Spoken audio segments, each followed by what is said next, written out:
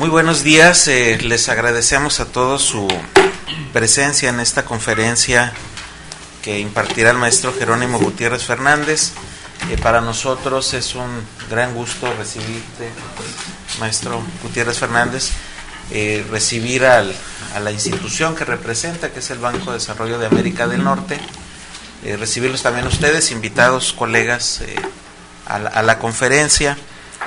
Como saben, pues el Banco de Desarrollo de América del Norte pues es de las instituciones que a mi gusto representan el futuro, ahora presente, pero ya el futuro de lo que debiera ser la relación conjunta México-Estados Unidos a través de instrumentos formales, a través de instrumentos que generen desarrollo, a través de una concepción de la región de conjunto. Y si vemos en perspectiva, es muy probable que este banco y todas las iniciativas que promueve, pues las veamos como las semillas de una red institucional más compleja, que nos permitan el comprendernos como región, todo esta región de América del Norte, comprendernos en conjunto como región, y comprendernos de manera corresponsable y trabajando en una agenda mucho más diversa de la que ya tenemos, mucho más integrada, tal vez avanzar hacia formas más evolucionadas de gestión binacional de todo el desarrollo, y en ese sentido me parece que el banco es una pieza, un poder muy poderoso avanzando en esa dirección de cooperación. Entonces, por ello, pues la enorme relevancia de tener al director gerente del banco y tener la oportunidad de su exposición directa con nosotros, que estamos pues tan comprometidos con el desarrollo de la región México-Estados Unidos. Entonces agradecemos mucho la oportunidad, el diálogo. Anticipo que tendremos una segunda parte en la tarde, en la conferencia de Diálogos con Vino, en donde tenemos pues un formato todavía más amable que en un entorno también muy, muy agradable, y que ampliaremos sin duda pues la perspectiva. Entonces, por lo pronto, muchas gracias, reitero la bienvenida, y leo alguna nota curricular breve del maestro Jerónimo Gutiérrez Fernández. Él cuenta con una amplia trayectoria y conocimiento de la relación México-Estados Unidos y su frontera común, habiéndose desempeñado como subsecretario para América del Norte en la Secretaría de Relaciones Exteriores entre 2003 y 2006. Ha sido además subsecretario para América Latina y el Caribe, y más recientemente subsecretario de Gobierno en la Secretaría de Gobernación. En el ámbito financiero fue director de la Coordinación de Asesores del Secretario de Hacienda y Crédito Público entre 92 y 94, así como asesor en el Banco de Obras y Servicios Públicos Banobras. Su formación incluye una licenciatura en Economía por el Instituto Tecnológico Autónomo de México y maestría en Administración Pública por la Escuela de Gobierno John F. Kennedy de la Universidad de Harvard. Bienvenido, Jerónimo, muchas gracias por la visita, y pues es tuya la mesa. Estamos atentos, muchas gracias. Al contrario, muy buenos días a todos. Yo primero que nada quiero agradecerle al doctor Carlos de la Parra y al doctor Tonatiuh Guillén la invitación para estar aquí. Me da muchísimo gusto, en realidad.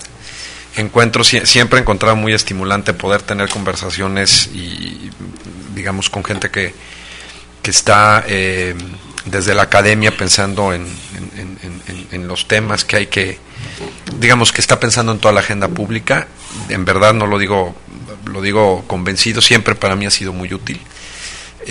A lo largo de mi carrera como servidor público, por distintas razones he tenido la oportunidad de interactuar con el colegio, y siempre las experiencias han sido muy positivas, y en ese sentido me siento en casa. Yo les comentaba que creo que la última vez que estuve por aquí debe haber sido 2005, una cosa así. Me siento en casa y me da realmente mucho gusto, y siempre, como decía, bueno, es útil salirte un poquito de la rutina y tener la posibilidad, sobre todo de un esquema de este tipo que te permite mucha interacción, y es lo que me encantaría que eso sucediera hoy.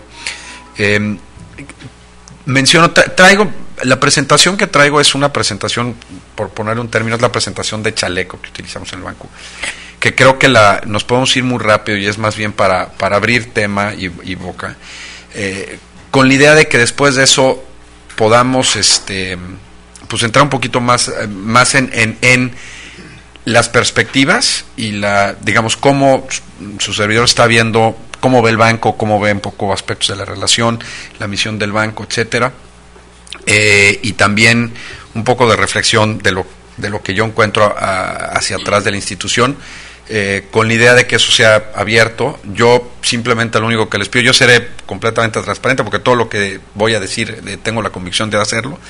Si es les pido que simplemente seamos, si es para citas y todo, no tengo problemas, sobre todo si llega a haber alguien de la prensa aquí, nada más quizás y algo no queda claro que me pregunten, pero seré muy abierto porque creo que será más rica la plática y será mucho más interesante. Ya si luego me regañan, pues no será la primera vez. Y déjenme, insisto, hacer un poco a manera de recapitular qué es el banco y dónde estamos. Como saben, el Banco de Desarrollo de América del Norte, el famoso Bandán, fue establecido en 1994 como parte de los acuerdos paralelos del Tratado de Libre Comercio, fundamentalmente con el objetivo, como dice su mandato, de financiar infraestructura ambiental con el objetivo de preservar, mejorar y proteger el medio ambiente. El banco fue capitalizado y sigue siendo capitalizado por ambos gobiernos, en partes iguales, es decir, el gobierno de México y el gobierno de Estados Unidos son socios, son los dueños del capital del banco. El banco tiene un capital de $405 millones pagado y $3,000 millones autorizado. Eso es lo que hasta donde llega nuestro capital. Trabaja con comunidades y promotores de proyectos tanto públicos como privados en materia de infraestructura ambiental. El Consejo lo integra del lado mexicano la Secretaría de Relaciones Exteriores, las Secretarías de Relaciones Exteriores, Hacienda y Medio Ambiente, Recursos Naturales, un representante de los gobiernos estatales o locales de México y un representante de la sociedad civil de la región fronteriza y evidentemente sus contrapartes del lado de Estados Unidos. Esa es la estructura básica del banco. Operamos en 100 kilómetros al norte de la línea fronteriza y 300 kilómetros al sur de la línea fronteriza. Esos 300 kilómetros antes eran 100 también del lado mexicano, y eso fue como resultado de una reforma que se inició en 2004 y terminó de consolidarse en 2006, una reforma al mandato del banco acordada entre ambos gobiernos. Tenemos una institución hermana que es la Comisión de Cooperación Ecológica Fronteriza, que está realmente dentro del mismo cuerpo del tratado, y cuando entre al Inside Scoop podremos platicar un poco de eso y qué significa y por qué es así estructurado. Y lo que la comisión hace de la mano del banco es certificar el impacto ambiental y los beneficios, digamos, ambientales y de salud que tienen los proyectos en los cuales estamos involucrados. Como institución financiera, pues hacemos lo mismo que cualquier banco de desarrollo, o sea, un análisis de crédito, de la calificación crediticia, las fuentes de pago, es decir, nosotros nos abocamos a la viabilidad financiera del proyecto, ¿no? ¿Qué estamos haciendo hoy en día? Y ha ido cambiando, pero el banco tiene fundamentalmente dos programas. El primero es un programa de financiamiento, y como les dije, este está un poco orientado más a la venta del banco, ¿no? Que no es el caso, pero creo que te da una idea más clara de lo que estamos haciendo. Como banca de desarrollo, lo que hacemos es otorgar financiamiento a tasas fijas y variables, a nuestro juicio bastante competitiva. Creo que ponemos en México el dinero más barato hoy de cualquier institución financiera, en pesos o dólares. Creo que nadie presta a plazos de hasta 25 años como lo está haciendo el banco. Podemos cubrir o financiar hasta el 85% de un proyecto, y hay una disponibilidad limitada para recursos reembolsables para proyectos del sector público. O sea, tenemos un pequeño monto que podemos poner, digamos, a fondo perdido.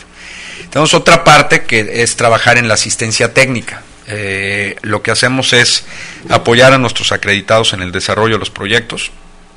Contamos con un pequeñísimo instituto, que es el Instituto de el UMI, por sus siglas en inglés, que lo que hace es capacita a funcionarios de organismos públicos o de empresas en cuestiones muy básicas que tienen que ver con finanzas, cursos para la operación de plantas de tratamiento de agua. Es decir, es el área que nos ayuda a ir generando memoria institucional y capacidad institucional en nuestros posibles acreditados. Y tenemos una responsabilidad fiduciaria y administramos un programa de la EPA enfocado en agua, a través del cual se han hecho proyectos en ambos lados de la frontera, plantas de tratamiento y distintos proyectos del ciclo de agua, a fondo perdido, en algunas ocasiones atrayendo recursos de crédito de nuestra institución o de otras, ¿no? ¿Dónde trabajamos? ¿En qué sectores? El propio mandato del banco establece que la prioridad debe ser agua y saneamiento, pues, todo lo que es agua y saneamiento participamos. Residuos sólidos, industriales y peligrosos, también eso es otra de las prioridades que están establecidas en el mandato.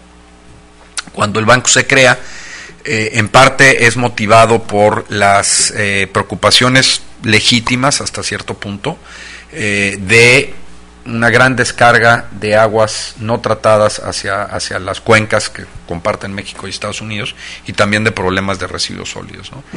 Calidad del aire es un área más nueva del banco, en la cual lo que hemos hecho es ciertos proyectos que mejoran la calidad del agua, fundamentalmente 3 o 4 tipos.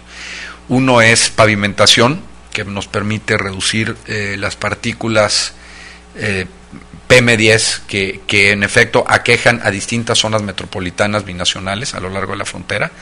Distribuidores viales, cruces fronterizos, bajo la lógica de que en la medida en que los cruces fronterizos permanecen altos tiempos de espera, pues los motores están básicamente quemando combustibles, ¿no?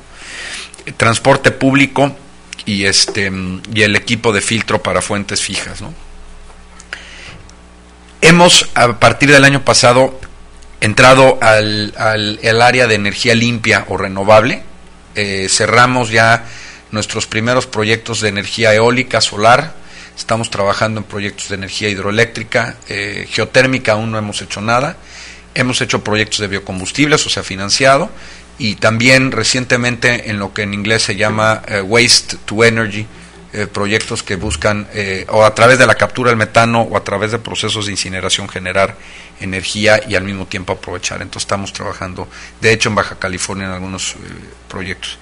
Y también recientemente hemos entrado a lo que llamamos, y no sé si el término más correcto sea vivienda sustentable, porque no estamos propiamente en la parte de la vivienda, sino estamos empezando a trabajar en el financiamiento de desarrollos urbanos sustentables, financiando la infraestructura básica. Y el mejor ejemplo de esto son los desarrollos urbanos integrales que viene promoviendo el gobierno federal, uno de los cuales es el Valle de San Pedro, aquí cerca de Tijuana, que a nosotros nos ha parecido una de las mejores proyectos y conceptos que hemos visto a lo largo de toda nuestra historia, ¿no? Entonces estamos empezando a entrar a eso, y equipo para reducción del consumo de energía. Eso es en lo que estamos fundamentalmente trabajando. ¿Qué ha hecho el banco en términos de desempeño? Bueno, el banco desde su creación a la fecha ha estado en 154 proyectos. El costo total de esos proyectos, es decir, la inversión total, ha sido alrededor de 3.3 billones de dólares, 3.3 mil millones de dólares. El financiamiento del banco ha sido 1.3 mil millones de dólares, más o menos la mitad y la mitad distribuido en recursos no reembolsables, insisto, lo que hemos hecho como fiduciarios de la EPA, que se complementa con recursos fiscales de Conagua o de los estados fundamentalmente, y alrededor de 691 millones de dólares en crédito. ¿En qué áreas? La mitad en agua y saneamiento, mucho con recursos no reembolsables. Yo creo que es menester señalar que el problema, el agua es un tema que da para mucho, pero uno de los problemas que nosotros enfrentamos es que es un sector altamente dependiente de recursos fiscales, tanto del lado de Estados Unidos como del lado. Los proyectos, hacer bancable proyectos de agua no es fácil, por múltiples razones, entre otras porque normalmente las instancias que lo están promoviendo recurren, o sea, lo que están buscando es dinero blando, ¿no? Y porque tradicionalmente, al menos del lado mexicano, siempre ha habido la posibilidad de financiar con recursos, fundamentalmente con agua, complementados con los estados. Entonces, si tienes dinero a cero, pues, evidentemente el banco sale sobrando, ¿no? Más o menos es la mitad de nuestros, digamos, el financiamiento otorgado. Conservación de agua, alrededor del 6%, drenaje pluvial también alrededor del 6%, saneamiento es la parte grande, calidad del aire, como decía, los proyectos de calidad de aire, pavimentación y cruz fronterizos y otros alrededor del 20%, residuos sólidos 1.3%, es muy poco. Ha sido bien difícil cerrar proyectos de residuos sólidos, de manejo de residuos sólidos. Energía limpia estamos en 7%. Y yo espero que este año cerremos. Yo creo que la parte de energía limpia puede llegar a implicar hasta 30% de nuestra cartera. Y infraestructura urbana básica, que es esto que les comentaba de desarrollos sustentables, infraestructura para desarrollos sustentables y vivienda. Aquí 2 datos muy rápidos. De 2007, realmente el banco empieza a despegar a partir de 2007, ahí se ve muy claro que los proyectos, cómo ha crecido de manera muy importante, es decir, entre 1994 y 2007 se hicieron 106 proyectos mucho más chicos y de ahí a la fecha ha habido un crecimiento muy rápido. Y el crédito de la cartera de créditos otorgada, por ejemplo, entre 2007 y 2011 creció 190%, que es más o menos como 31% al año. Este año, a marzo, vamos más o menos con nuestra cartera vigente está más o menos al mismo nivel que el año pasado. Marzo, evidentemente, esperamos cerrarla más alto. Y esto es importante porque sí es un crecimiento pues, bastante significativo en relativamente poco tiempo para cualquier institución financiera, ¿no? Afortunadamente, nuestra cartera es razonablemente sana, en el sentido que no tenemos problemas de créditos morosos. Sí los hay, pero no nada que sea nada fuera de estándares para un banco de desarrollo. Los resultados, más allá de los números, el banco ha podido financiar o estar en el financiamiento 54 plantas de tratamiento de aguas residuales y 73 sistemas de alcantarillado sanitario, 20 plantas de tratamiento de agua y 32 sistemas de distribución de agua potable. Eso estimamos que ha beneficiado alrededor de 11 millones de personas. En muchos casos ha implicado dotar de agua, de servicios de agua y drenaje a comunidades por primera vez, tanto del lado de Estados Unidos como del lado de México. Uno supondría que del lado de Estados Unidos todas las comunidades fronterizas tienen agua, no es el caso. Hay comunidades que aún están recibiendo agua por primera vez. La prevención de alrededor de 300 millones de galones diarios de aguas negras sin tratar, que iban a arroyos y distintas, tantos de los ríos Bravo, Colorado, Tijuana, los ríos Nogales, ¿no? Algún estudio se hizo por ahí que eso equivale a descargas de una ciudad de 7 millones de personas, más o menos. En lo que fue nuestro mandato inicial, que era fundamentalmente el tratamiento del agua, sí hay una diferencia importante de 1995 a la fecha. En agua potable, el área de cobertura ha pasado, por ejemplo, saneamiento ha ido del 27% más o menos en 1995, alrededor de 80% hoy en día, ¿no? Eso es las estimaciones propias de Conagua en la zona fronteriza.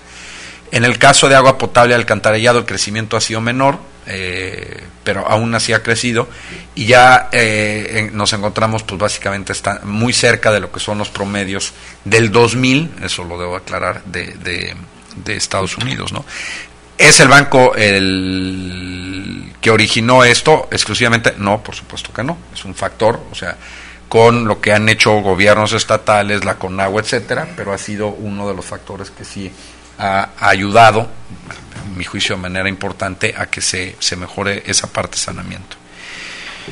Otros datos se estima que con lo que se ha hecho se pueden ahorrar 450 millones de metros cúbicos al año. Se han pavimentado alrededor de 8 millones de metros cuadrados de calles.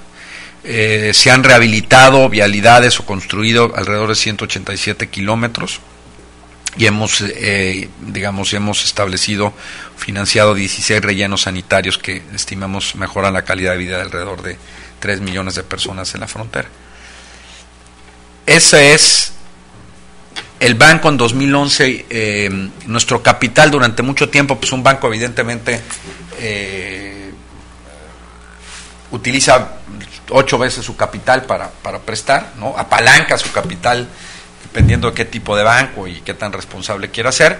Realmente el banco por primera vez alcanzó a prestar su capital pagado en 2010, una cosa así, 2011.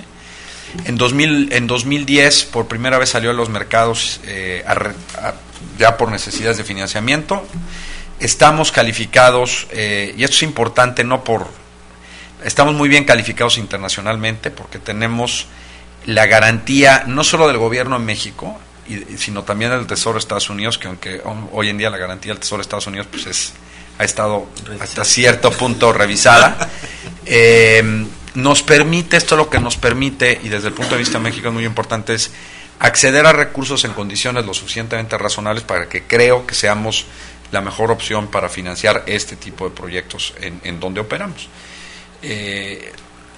Nuestra operación es bastante eficiente, o sea, somos una institución chica, 50 personas, 54 personas.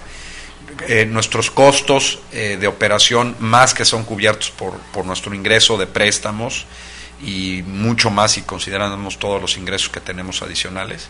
O sea, no requiere el banco, a pesar de una institución pública, ni nunca requirió ningún tipo de subsidio adicional ni transferencias anuales. Y este año esperamos nuevamente recurrir a los mercados.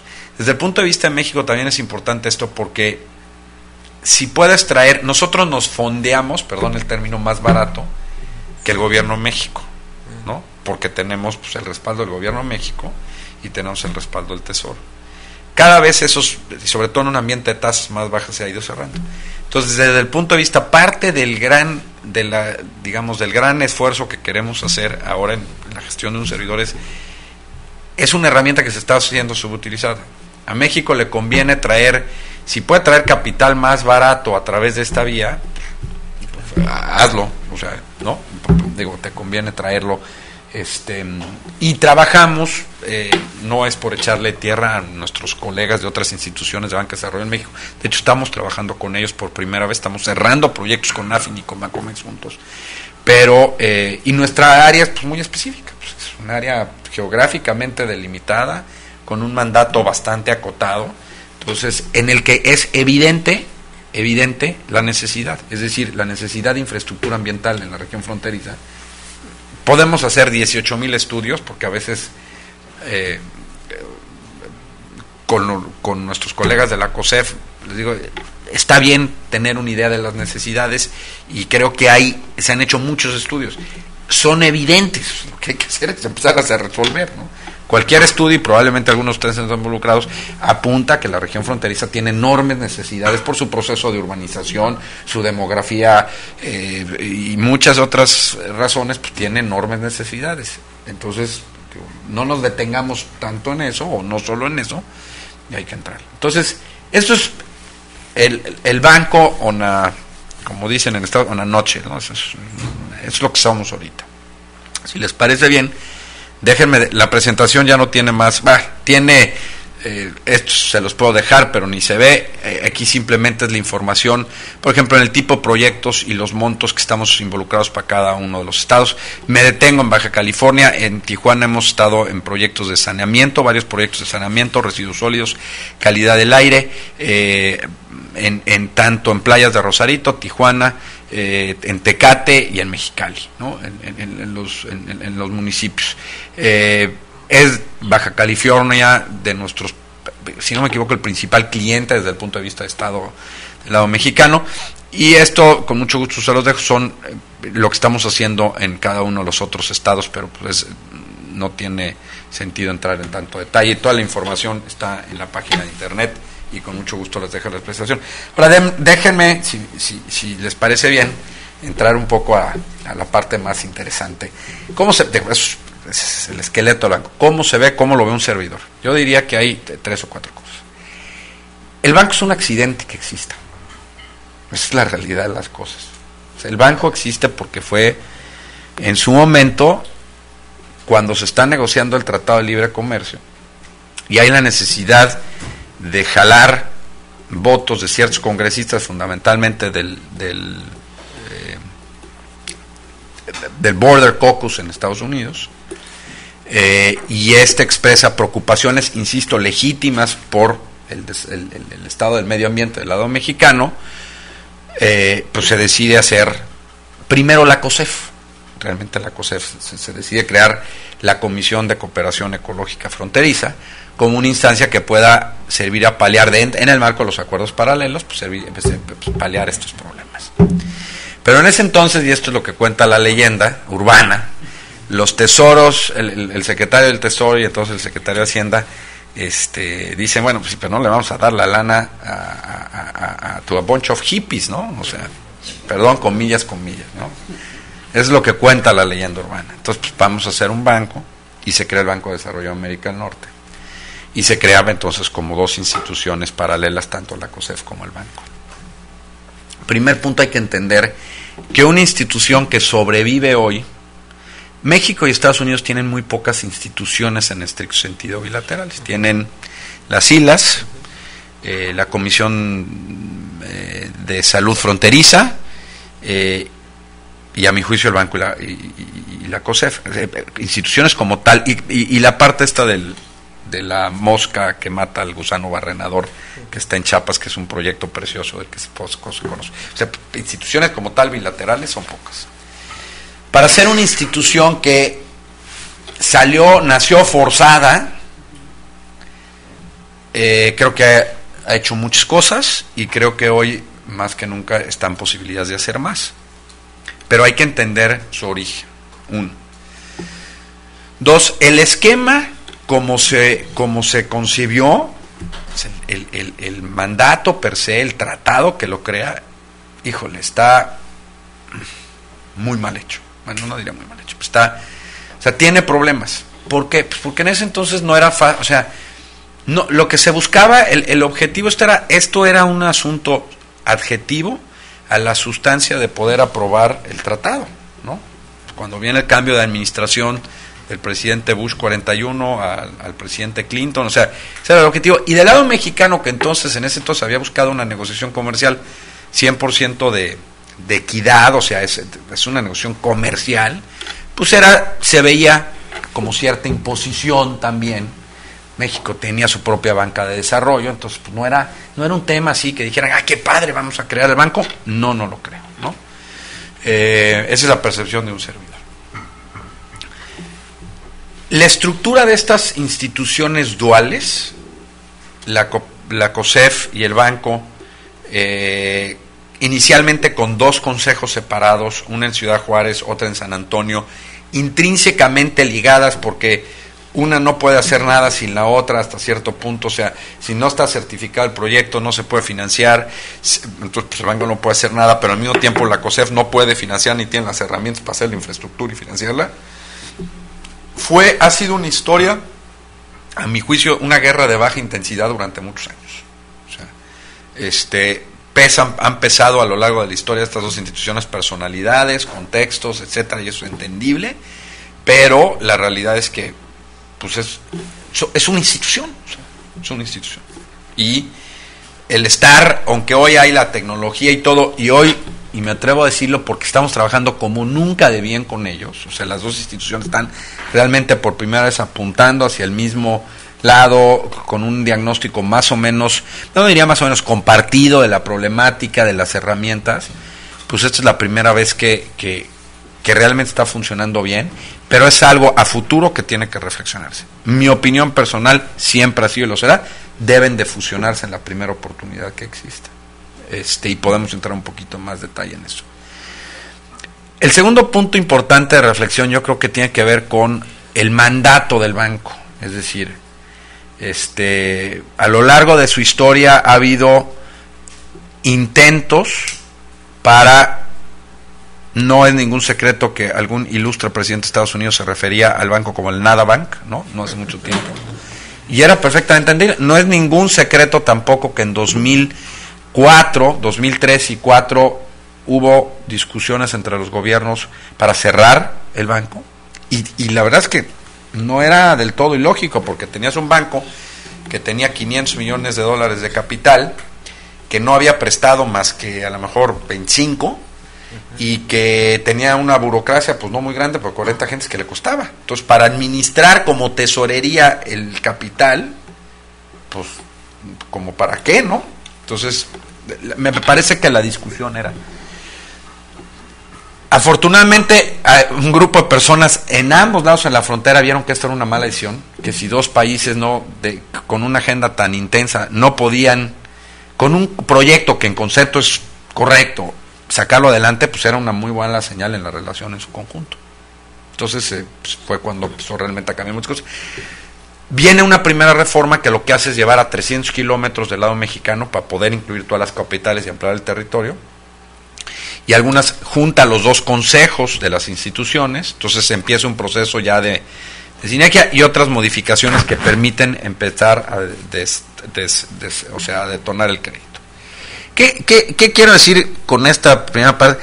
Durante muchos años, o sea, el banco no fue banco durante 15 años. Se salvó porque administraba con mucha eficiencia y de la mejor manera los recursos de la EPA de fondo perdido, ¿no? Y eso ha tenido un gran impacto. Pero también es cierto, en defensa de mis predecesores, que todos me merecen todo el respeto, pues los mandaron a la guerra con las dos manos atrás. O sea, era una institución que, con conciencia o sin ella, estaba prácticamente diseñada para fracasar, ¿no? Afortunadamente eso ha ido cambiando. Pasó el banco entonces por 3 etapas, a mi juicio. La primera es la etapa de what do we do next, ¿no? ¿Y ahora qué? O sea, pues pasó el tratado, se crea el banco, está firmado, y ahora, ¿cómo se hace para hacer un banco de desarrollo binacional que financie infraestructura fronteriza a 100 kilómetros de un lado y del otro de la frontera? Pues, ¿cómo se hace eso? Entonces, naturalmente, pasó por una etapa de creación, desde cómo haces la plantilla personal, los procedimientos, las políticas, o sea, es perfectamente entendible. Luego pasó, a mi juicio, por una etapa de consolidación, que es que empieza a funcionar hasta hace poco, en donde viene la reforma que le amplía un poco su mandato, vienen modificaciones, o más bien diría interpretaciones del propio mandato, para decir, pues proyectos de calidad de aire sí podemos hacer, este tipo de proyectos sí podemos hacer. Ha sido una lucha permanente de la gente que ha estado en esa institución hacia los gobiernos, que son el Consejo del Banco, decir, oye, pues necesito más cancha, necesito más flexibilidad, porque si no, pues, no puedo, ¿no? Y se ha ido dando una etapa de consolidación. Hoy sus números están bien, producto de todo este trabajo y de mucha gente, están bien, y con una perspectiva más a futuro. ¿Dónde vemos entonces las oportunidades? El año pasado se trató de modificar, se presentó legislación nuevamente en Estados Unidos, y en México se presentaron 2 puntos de acuerdos, uno en la Cámara de Diputados aprobado por todos los partidos y otro en el Senado, pidiendo que se ampliara el mandato del banco para incluir un concepto más amplio de desarrollo económico. Desde la perspectiva de los que estamos en el banco, pues claro que tenía sentido y tiene sentido. La realidad es que con lo que tenemos, o sea, con lo que está hoy, con lo que es nuestro mandato, tenemos para llenar, pero es muy difícil la noción de infraestructura fronteriza que mejore la calidad de vida, infraestructura de medio ambiente y desarrollo sustentable, pues puede ser ciertamente elástica, ¿no? Entonces pongo un ejemplo de lo que nosotros estamos concibiendo al mover eso. Oye, si un centro de logística en la frontera, un parque industrial, se va a hacer y va a tener, y podemos estar involucrados para desarrollar, digamos, contribuir al desarrollo económico, pero en adición se va a planear de una manera que sea lo más amigable con el medio ambiente, que sus procesos sean eficientes en el consumo de energía, que tenga sus propias plantas de tratamiento, etcétera, pues hay que entrarle, ¿no? O sea, eso es lo que tendría sentido. Entonces,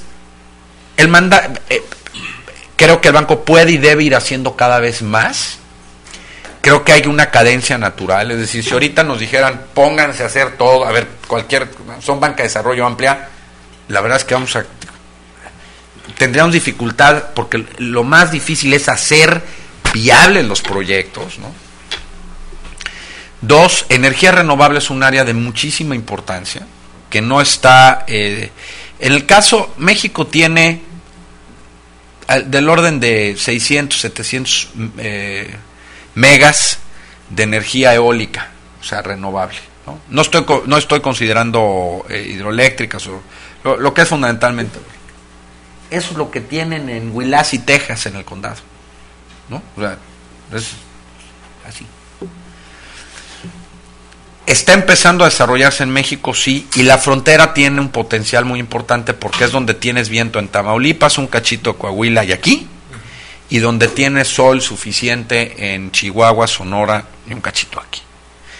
Entonces, y nos ha costado trabajo ir acostumbrando también a nuestro Consejo de Cile, pues eso es donde hay que estar. Ambos gobiernos están hablando de una agenda de energías renovables y de un mercado y de cambio climático y de la COP 15, 16, 17, 18 y 25, y la manera de aterrizarlo es pues, empezando por la frontera. O sea, coincide que tienes dos administraciones con una agenda verde seria, creo que sí es legítima, no nada más en discurso de ambos lados, y tienes una herramienta. Entonces, estamos metiéndonos ahí fuerte, y la verdad es que si uno agarrara el espectro de proyectos de energía renovable que se comentan en la frontera del lado mexicano, ya no digas del lado estadounidense, estás hablando en varios miles de millones de dólares para los próximos 5 años, ¿no? Entonces, pues allá hay algo, sin duda es una de las áreas que vamos a estar. Y a futuro, mucho es también mejoras de eficiencia. Nos han autorizado, o en el último consejo, entrar en 2 áreas nuevas. Esto que es eficiencia energética, que es ayudar a la industria maquiladora, por ejemplo, a mejorar su eficiencia energética, o a la industria. Estamos trabajando, por ejemplo, con una empresa grande de coches para ver si es posible que utilicen paneles en México, en la frontera, ¿no? Entonces, ¿cómo te ayudo en eso o procesos de agua poder entrar? Tampoco es fácil, o sea, la gente es no todos los proyectos son bancables, o sea, eso es muy claro. Y el tema de los desarrollos, y ustedes me corrigen, pero la frontera sigue teniendo perspectivas de un crecimiento relativamente acelerado, demográfico, en fin, procesos de urbanización. Entonces, en esa parte, que lo que hoy estamos viendo es los DUIs, o sea, el concepto de desarrollos urbanos sustentables, que parece tener bastantes méritos, creo que esas son nuestras áreas a futuro. Concluyo diciendo esto: como institución, es una herramienta poco utilizada por los gobiernos todavía. No es la panacea, o sea, sería irresponsable decir, aquí vamos a solucionar. No, somos una pieza importante que puede contribuir a ciertos aspectos de la agenda fronteriza binacional, solucionarlos, etcétera, pero que está aún siendo subutilizada. Y el mensaje que hemos traído hacia afuera y hacia nuestros propios jefes, digamos, así lo es. Y ahí va, ¿no? Entonces eso, yo me detengo aquí si quieren para más bien poder escucharlos y entretener cualquier comentario o pregunta de su parte. Correcto. Muchas gracias.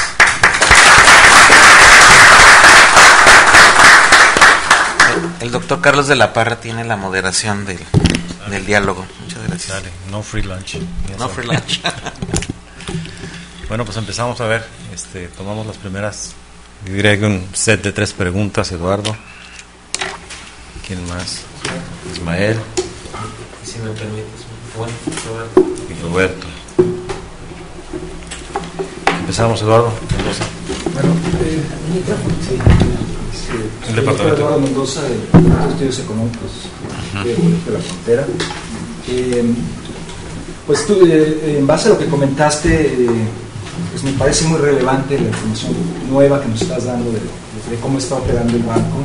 A mí me parece que es fundamental esta institución, no solo en el marco de la relación institucional de los dos países, pero como referencia al Tratado de Libre Comercio. instituciones binacionales dentro del Tratado de Libre Comercio, pues esta es una emblemática, no hay más allá, el secretariado es, pues nada más es una oficina de información. Me parece muy relevante, pero volviendo al tema del banco, estaba viendo en los datos que tú presentaste que hubo un incremento muy sustancial en 2009 y 2010 de la cantidad de proyectos que se financiaron. Sin embargo, ya para 2011 hay, si no mal conté, cayó un poco, ¿no? Quedó como un poco. Entonces, de ahí surge un poco mi pregunta ¿qué problemas hay para dar los créditos? ¿Por qué cayó en este año en particular? De 2011, el año pasado. Correcto. ¿Tiene que ver con cuestiones del entorno inestable actual de la economía, o tiene que ver con, digamos, si son banqueables los proyectos, o si hay suficiente capital, aunque señalaste que ya están entrando a la cuestión del fondeo, del financiamiento? Un poco sería con mucho gusto. ¿Contestamos una por sí. una? O... No, yo creo que tomamos tres para que sea más rápido. Ismael. Muchas gracias. Ismael Plasencia López, de la Universidad Autónoma de Baja California y consultor independiente también. Y en ese sentido va mi pregunta, porque quisiera saber cuáles son sus clientes en términos de porcentajes, al hablar de si son públicos o privados. Por ponerle un ejemplo, estoy asesorando a Samsung, que es la principal empleadora aquí de electrónica, principal productora de televisiones en América del Norte, y hubo un apagón hace tiempo, recuerda el apagón de todo, y a raíz de eso están muy preocupados y están viendo la posibilidad de poner paneles solares en los techos de las fábricas, ¿no? Entonces quisiera saber si ese tipo de proyectos son viables. Claro. Perfecto. Roberto. Roberto Sánchez, del Colegio de la Frontera Norte. Jerónimo, muchas gracias. Yo creo que es una plática muy interesante, y en particular yo agradezco la apertura de hacer una crítica constructiva de lo que es la visión del banco. Yo creo que el banco tiene un enorme potencial, como tú dices, y en realidad para una zona en donde han fluctuado la atención de los dos gobiernos y que requiere de tanta atención, es muy importante, es de las pocas instituciones que en realidad pueden hacer una diferencia. En ese sentido, yo creo que la función del banco, y con la perspectiva que tú nos estás dando, abre esa oportunidad. Y en particular creo que lo que es importante no es tanto ver solamente cómo ha crecido el financiamiento, y en particular en estos últimos años, sino además ver qué es lo que se está financiando.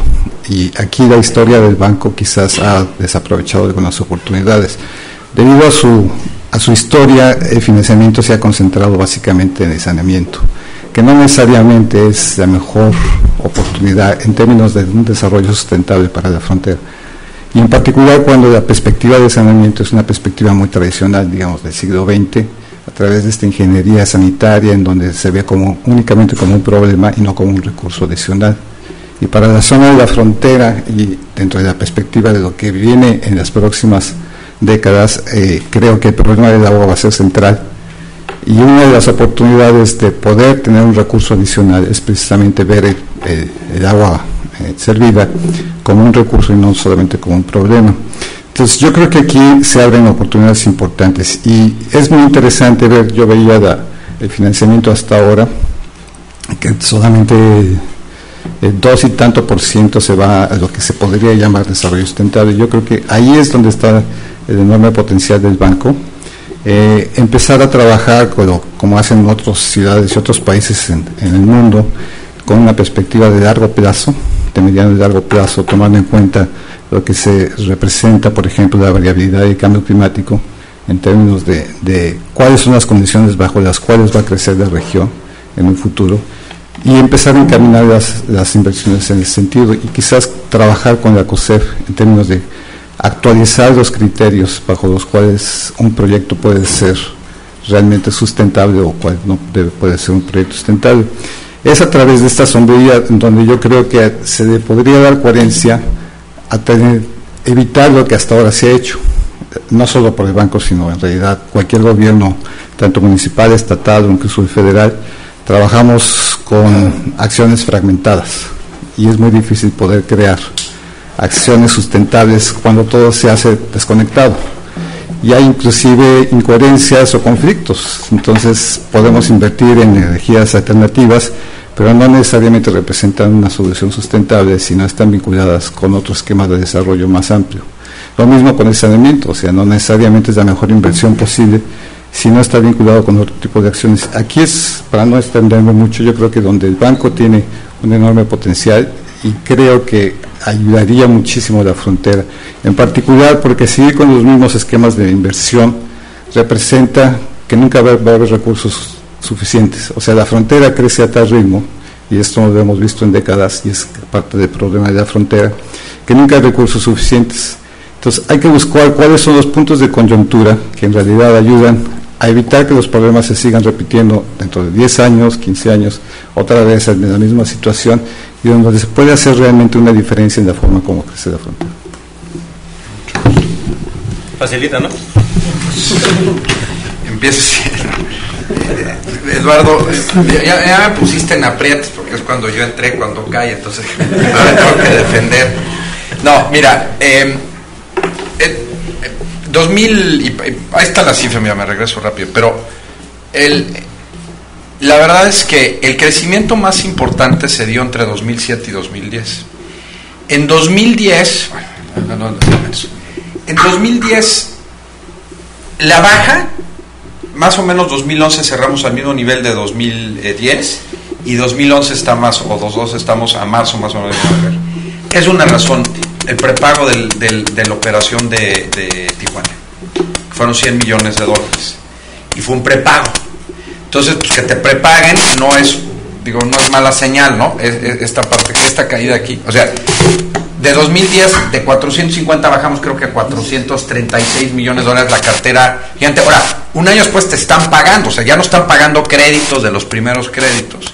Entonces, 2011 terminó en términos de cartera outstanding, abajo, fundamentalmente por esa razón, que era una operación importante. Y de 2011 a 2012 ha sido, vamos a acabar arriba, insisto, esto es a marzo, estamos más o menos al mismo nivel. No lo quiero decir, pero la verdad, si salen las cosas como esperamos, vamos a estar contratando yo creo que hasta $500 millones más en 2012. Contratando, que no quiere decir desembolsando. Esos desembolsos se verían probablemente más hasta 2013. Y sí tiene que ver con la naturaleza de los proyectos. O sea, a diferencia de otra banca de desarrollo, somos como un banco de ¿cómo le dicen? Investment bank, público, chiquito. Entonces, sí tiene que ver mucho con la naturaleza de los proyectos. Nuestros números, pues, son muy susceptibles, y sobre todo en esta etapa, a determinados proyectos. Por ejemplo, a futuro esperamos ser parte, o ser el financiamiento, hacer el financiamiento y ser parte de el proyecto de movilidad urbana en Ciudad Juárez, que son $200 millones, o un poquito menos. Estamos por cerrar el primer proyecto de energía eólica en Tamaulipas. Ven que hubo el famoso Vergeles que nunca funcionó, toco madera, pero espero que para mayo cerremos el primero, que es un proyecto bastante grande. Traemos tan solo aquí la desaladora de Ensenada, que está parada por problemas de licitación. Nosotros ya autorizada, listo el financiamiento, pero 2 proyectos de energía renovable muy grandes en Estados Unidos de varios millones. Entonces, no tenemos, nuestro crecimiento todavía es muy irregular. O sea, un proyecto nos puede mover mucho nuestro crecimiento total. Ahora, ¿cuál es nuestra proforma? La proforma que presentamos en los plan de 5 años es que para 2016 debemos de estar en un nivel de cartera vigente del orden de $1,100 millones para 2015 más o menos. Entonces, sí creo que vamos a obtener crecimiento, y te digo, si cerramos y el pipeline que traemos puede ser tanto como 500 millones de contratación en este año, pero está sujeto, o sea, traemos en cartera 10 o 12 proyectos grandes y algunos chiquitos. Es bien difícil para nosotros, ha sido poder entrar en proyectos chiquitos, no porque no lo hagamos. El banco tiene préstamos desde $500,000 hasta $106 millones. O sea, tú vas con X banco, como ya dices, préstame $500,000 y te va a decir muchas gracias, ¿no? Y nosotros sí tenemos, por nuestra estructura de costos, la capacidad y por vocación de hacer desde un proyecto muy pequeño, pero tampoco es fácil tener muchos proyectos pequeños. Entonces traemos una cartera de 5 o 6 proyectos grandotes, ahorita para este año, y una cartera a lo mejor otros 10 proyectos más pequeños que estamos tratando que salgan, y espero que si no van a correr, ¿no? O sea, al Consejo no le va a poder presentar buenos números, pero es fundamentalmente el ajuste por eso, no responde. Ahora, el gran reto, y esto es un tema relevante, está relacionado un poco con lo que comentabas, Roberto, es la planeación. El gran reto es el diseño de los proyectos. O sea, es impresionante. No tenemos, sean clientes públicos o privados, llega un cuate y te dice, traigo una idea, ¿no? Y te dan 3 hojas una idea. Y dice, préstame, pero espérate. O sea, de veras. Y no estoy hablando de un cuate que no. Estoy hablando de la conceptualización, la planeación, el desarrollo de un proyecto en cualquier ámbito. Hay una enorme necesidad de eso. Y la prueba está en que cuando nos han llegado proyectos que tienen un nivel de desarrollo razonable, en 4 meses estamos cerrando proyectos bien grandotes. Pero en otros estamos acompañando. Te pongo un gran ejemplo. El tema de las llantas en la frontera, multicitado, muy problemático, todo el mundo hace estudios, ¿verdad? Llevamos más o menos un año trabajando con una empresa que lo que va a hacer es el reciclaje de las llantas para hacer el pellet para campos de fútbol y al mismo tiempo para tratar de vender para la industria, para incineración y una bola de cosas. Ha sido iteración tras iteración porque este empresario, que no es un empresario pequeño, pero no, el proyecto ha sido armárselo de cero, de cero. Y son proyectos al mismo tiempo que tienen muchas variables no de mercado. O sea, pues estás en eso, ¿quién te va a comprar? Y que necesito los permisos, y no tengo los permisos, y tienes la tierra, y dónde está la tierra, y a ver, tráetelo en semana. Entonces, no es como poner un negocio que vas a vender jabones, ¿no? O sea, que más o menos en la estructura. Hay una enorme dificultad y necesidad en el desarrollo de proyectos sustentables a todos los niveles. Ese creo que es el problema número 1 que enfrentamos para cerrar los proyectos. No tenemos un problema de acceso a capital. Al contrario, los mercados ahorita están cerradones por lo de Europa y todo, pero no tenemos ese problema. La verdad es que hoy estamos procesando, antes decían, ni vayas con el banco, se tardan 7 meses y te lo mandan a certificar a no sé dónde, entonces olvídate, no vas a conseguir nada. La verdad es que hoy los tiempos, y lo puedo decir porque con clientes privados que estamos ya financiando, nos han dicho, oye, se tardaron menos que el banco comercial en análisis financiero, la certificación, entonces, pero el problema es los proyectos, enorme problema que estamos enfrentando y en el cual creo que las instituciones académicas pueden jugar un papel muy importante porque hay mucha, no, de veras, que estás de consultor, sí. Puede ser un negociazo. Yo he visto que le dan consultores, que le están haciendo proyectos a ciertas gentes que dices, y se están metiendo un lanón por cosas relativamente elementales. Entonces, sí. Ismael, tenemos clientes público y privados. Hoy más o menos nuestra cartera es, con los últimos proyectos que son privados, yo creo que ya andamos como 70-30 y nos hemos movido mucho, y yo creo que este año podemos cerrar, no sé, Jorge, a lo mejor 40% proyectos privados y 60% públicos. Te doy mi tarjeta para los de Samsung, también se vale vender. Sí, por supuesto, ese es el tipo. Ahora, ahí también enfrentas la problemática. Te pongo el ejemplo. Ahí lo que estamos tratando de ver es, con la estructura de costos que hay ahorita y los costos de tecnología, solar en México no vuela. Así sale más caro que CFE, que cualquiera de las tarifas. A menos que, y eso es lo que estamos tratando de ver, los beneficios fiscales puedas monetizarlos y reestructurarlos de tal manera que quedes al nivel quizá de la tarifa CFE.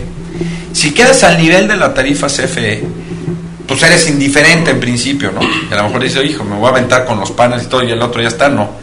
Con una salvedad que si lo logras, pues ya te aíslas de las vaivenes de CFE. No quiero ser crítico, pero ya no tú vas a saber tu costo, que es lo que estamos, en eólico si es posible. Quien está comprando energía eólica en México lo está haciendo no tanto porque tenga un costo mucho más barato de la tarifa CFE, sea industrial o comercial, hasta donde yo entiendo. Lo está haciendo porque en adición a eso, que puede ser 5%, 10%, 15% a lo mejor, que no es despreciable, sobre todo si son industrias muy intensivas en energía, pero lo importante es que sabes que tu costo, el 30% de tus costos, los vas a mantener a ese precio 20 años. Te da un horizonte de planeación muy importante. Entonces también la gente está diciendo, ya no me importa si CFE y llega alguien y sube la tarifa o lo que quieras. Yo sé que mi energía me va a costar los próximos 20 años. Entonces creo que ese es el beneficio que hay también, y sí, por supuesto, digo, en serio, o sea, con mucho gusto lo vemos, porque sí, es el tipo de cosas que estamos tratando de hacer. Hace poco en Chihuahua conseguimos, y hay mucho interés en el mercado de productores de paneles en México, que están viendo cómo entrar y que tienen, pues, no saben ni por dónde. Es decir, entonces hay oportunidades. Hace poco nosotros hicimos un proyecto muy chiquito para poner paneles, está en construcción, en un hospital en Chihuahua, muy pequeño. Una empresa regaló los paneles y nosotros financiamos la obra a costo perdido para generar el efecto de demostración, y la universidad es la que lo maneja y trae a los estudiantes acá para decir si se puede. O sea, el costo de los paneles va bajando, o sea, cada año la tecnología va bajando. Entonces no estamos muy lejos del punto que sea rentable, ¿no? Yo creo que estamos a un año, o sea, ya lo que estamos viendo ya es la carrera para hacerlo rentable.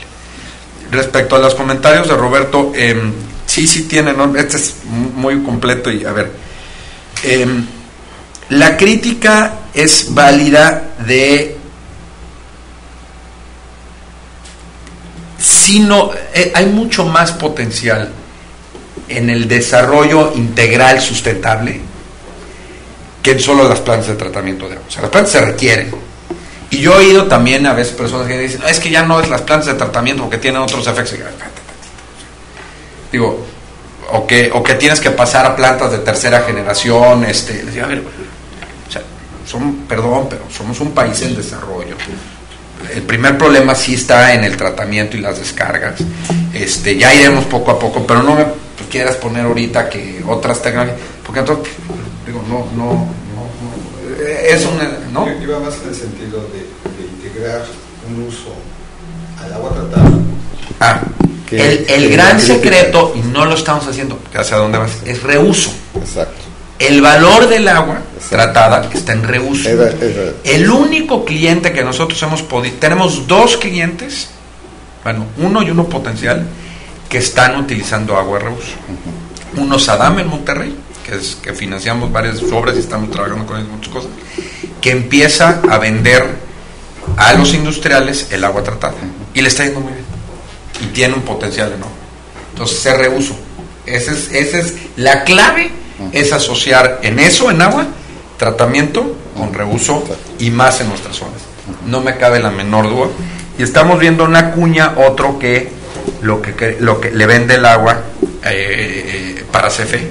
O sea, pero esa es la toca. Nada más así, no, es mejor. Entonces, ahora tocas otros temas, nada más muy importantes, ¿ve? Esto de acciones fragmentadas y la planeación integral, lo que no son, a veces ha habido la tentación, y parte del problema con la COSEF, yo creo que la COSEF tiene una visión en algún momento mucho más, decir, vamos a hacer toda una planeación integral de la sustentabilidad de la región fronteriza, y ese es nuestro valor. Sí, pero a ver, es muy difícil porque tienes 2 gobiernos federales con estados extremadamente recelosos hoy. No hay, o sea, no vas a hacer una especie de Bruselas que va a controlar todo el medio de la frontera y que va a hacer un macroplan de planeación de toda la frontera y va a controlar. Y si luego está bien, Pero a nosotros como banco nos miden, y eso sí logramos cambiar la filosofía, y estoy, la verdad, muy orgulloso de decir, no, porque había la tendencia a decir, y es que hicimos un chorro de estudios, y es que certificamos tantos proyectos, y es que hicimos... Si no estamos financiando y cerrando proyectos de infraestructura, ciérrenos, no servimos, porque esa es la última medición de lo que estamos haciendo. Podemos trabajar, como estamos haciendo ahorita con Carlos, en un programa de indicadores para muchas cosas y tener, pero eso no nos toca a nosotros. Nosotros somos los ejecutores de una política. ¿A qué voy? Ni la COSEF ni el banco son agencias reguladoras. Y eso es muy importante porque a veces la tentación han venido a vernos como agencias reguladoras. No lo somos. Y no somos tampoco, no hacemos política pública en estricto sentido. Podemos apoyar, y está en nuestro interés, parte de mi presencia aquí, lo que queremos hacer, es queremos ser parte del proceso de formación, ayudar a generar instancias de la sociedad civil con los gobiernos. Tenemos en nuestro mandato la planeación urbana y planeación municipal, pero nosotros no somos ni hacedores de políticas públicas, ni somos agencias reguladoras. Y si nos meten en ese cajón, no vamos a funcionar. Entonces, yo creo que está correcto y no iba en ese sentido la sugerencia, sino más en el sentido de aprovechar el potencial. Por ejemplo, cuando ustedes hacen el financiamiento de un proyecto, que sea un proyecto demostrativo como lo hacen en Chihuahua, y entonces pueden crear precedentes, la sociedad reacciona a los precedentes. Entonces, crear, por ejemplo, un desarrollo sustentable limitado, pequeño, como un precedente, por ejemplo, en Tamaulipas, en Baja California, donde sea, en donde ves todos los componentes integrados. O sea, si trabajas con el reuso del agua tratada, trabajas con energía alternativa, trabajas con otros elementos que ya crean un precedente. Aprovechar, por ejemplo, también la otra granada del banco, que es la asistencia técnica. Sí. Entonces, en lugar de tú esperar de que te llegue el proyecto, fomentar que te llegue el proyecto sustentable. O sea, lo que tú dices, romper ese ciclo de que no llegan proyectos sustentables. Bueno, tienes el área de asistencia técnica para entonces incentivar a aquellos tomadores de decisión a nivel local que sí te pueden hacer esa propuesta una vez que tú los capacitas. Claro. Entonces, era un poco más en ese totalmente. ¿Por qué? Me voy al ejemplo Valle San Pedro, y a lo mejor hay muchas opiniones al respecto. Nosotros llevamos ya un año familiares. ¿Por qué me parece lo mejor que hemos visto y que yo he visto? Porque lo que estás haciendo es una ciudad planeada y sustentable. Digo, con todos sus amores, pero lo que yo he visto es eso. Tiene la infraestructura de agua, las líneas moradas, tiene sus propias plantas de tratamiento, están bien pensadas, las casas están bien, tienen la universidad allá, las escuelas primarias, etcétera, la planeación para los centros de trabajo, las áreas destinadas para posibles industrias que se puedan vincular a la universidad y establecerse ahí, y está a 13 kilómetros de la frontera, de la línea. Entonces yo por eso les decía a los del consejo, les digo, oye, y vas a otras partes de Tijuana y tienes un enorme costo en los desarrollos desordenados de Tijuana en ciertas zonas, que cuesta muchísimo tener los servicios, que no hay dignidad, a mi juicio, en buena parte de la calidad de vida que tienen allá. Y le dije, a ver, aquí nos está financiando 3,000 metros de tube, no, si esto está bien, y tiene varias agencias de gobierno involucradas, tiene pies y cabeza, etcétera, esto es lo que debemos estar haciendo. O sea, entrando en este tipo de desarrollos humanos mucho más amplios. Y es lo que comentamos hoy en la mañana. No, que tiene una planta de tratamiento, sí, por supuesto, que hay que, sí, pero ese es el concepto, con la adición de nuestros amigos los güeros, decirles, oye, esto es lo que quieres, que es la frontera que, digo, este es el tipo de frontera que aspiraríamos de desarrollo tener, que ayude a generar menores incentivos a la inmigración, que así lo concibo yo. Entonces, eso es lo que tenemos que estar haciendo. Y tenemos una ventaja frente a otras instituciones financieras, privadas o públicas, que trabajamos a los lados de la frontera y con las agencias de gobierno. Eso nos da mucho gusto decirlos, pero los proyectos, algunos los han escogido porque hablamos, o sea, oye, se me está atorando esto con SST, oye, tengo que hablar con Semarnat. Pues nosotros son contactos que en el día a día hacemos y que no le brinda una banca comercial tradicional o que no le brinda algunas otras instituciones. O sea, te ayudamos a armar el proyecto y hay que sacar esto, pues vámonos juntos y vamos a sacarlo, ¿no? Eso nos está sirviendo. Pasamos a otro grupo, creo que estás anotado. Primero Tito. Una tercera mano. Pues yo. Bueno, Vicente. Adelante. Gracias. Primero, un comentario general, aprovechando la experiencia no solo del banco, sino tu trayectoria en la Cancillería, y que es el de la gestión bilateral México-Estados Unidos en la zona. Es cierto que el NatBank pues tiene un origen accidental, como bien enfatizaste, pero estamos llenos de accidentes, ¿no? Entonces, muchas cosas de los procesos sociales y demás están llenos de estas circunstancias, pero ya encarrerados y ya montados es cómo pasar del accidente al proceso, ¿no? Cómo pasar de un momento a una estructura, y ahí estamos avanzando hacia estructuras en la región fronteriza que están más en lo económico, más en lo social, en toda la red de intercambios, para decirlo en una palabra. Y eso deja como una gran pregunta. O sea, hay una parte que el NatBank traduce o se inserta en esa estructura, que es el de financiamiento de todo lo que nos acabas de describir, pero mi pregunta va hacia además al experto en relaciones México-Estados Unidos, es ¿qué otro mapa de institucionalidad en los procesos que estamos haciendo ya requerirían, ¿no? Además de hacer crecer al NatBank, además del mandato, además de las tareas que ya se están proponiendo ampliar, ¿qué otro tipo de institucionalidad bilateral ya tenemos enfrente porque tenemos que asumirla? Entonces, esa es una pregunta. Y la otra, también me interesó muchísimo, la parte del fondo perdido y la parte del efecto demostrativo. Lo comento por nuestro ecoparque, que seguramente ya me vendió el dinero. Entonces nuestro ecoparque tiene ya 16 años, ¿no? 17 años. En el 93 se inauguró.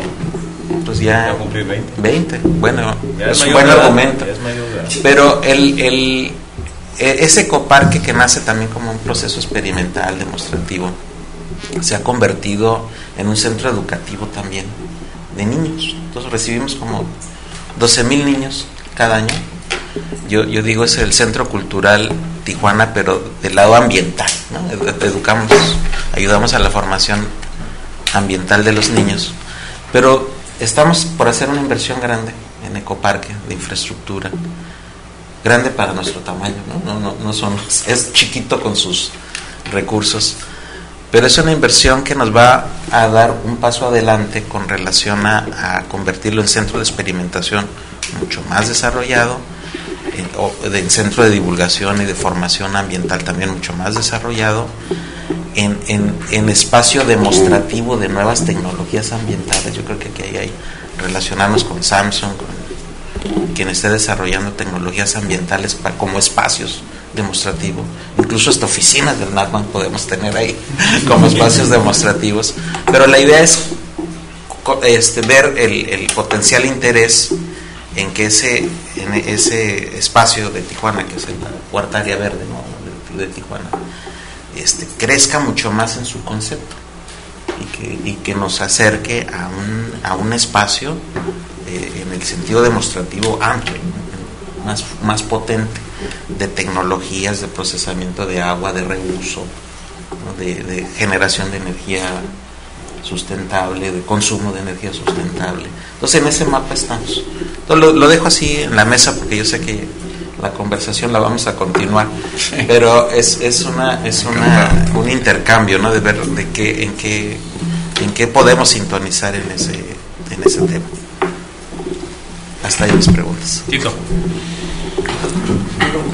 Yo quería...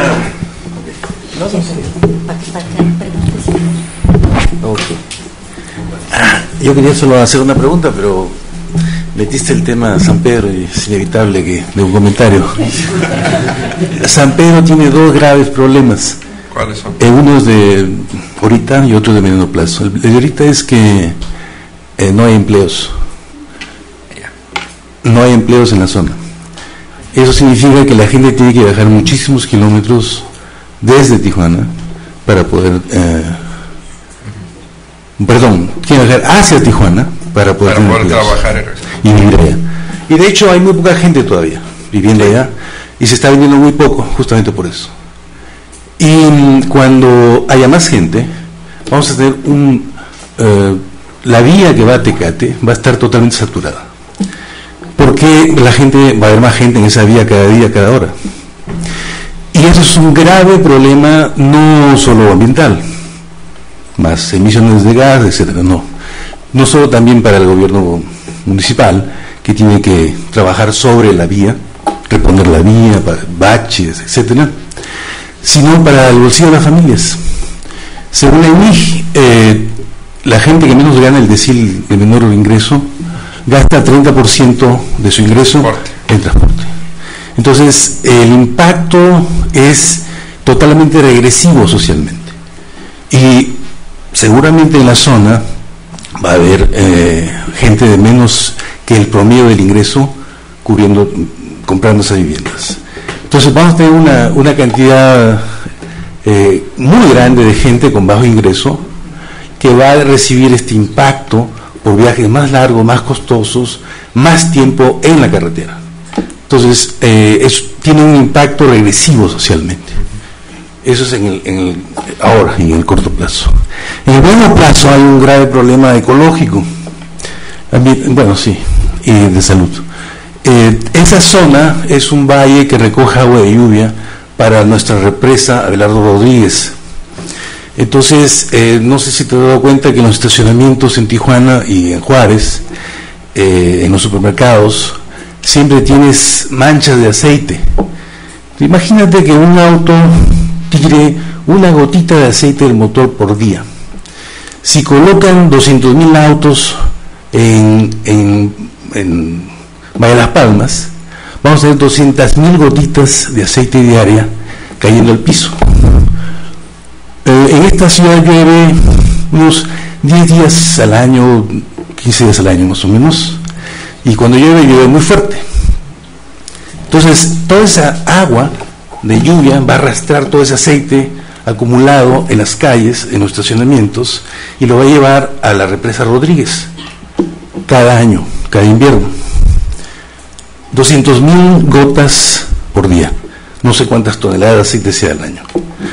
Entonces, ¿quién va a pagar el filtro? ¿Quién va a mantener el filtro anual para que no vaya esa agua de lluvia con aceite a la represa Rodríguez? Felizmente que ya no se usa la represa para el agua que tomamos, felizmente. Antes se usaba.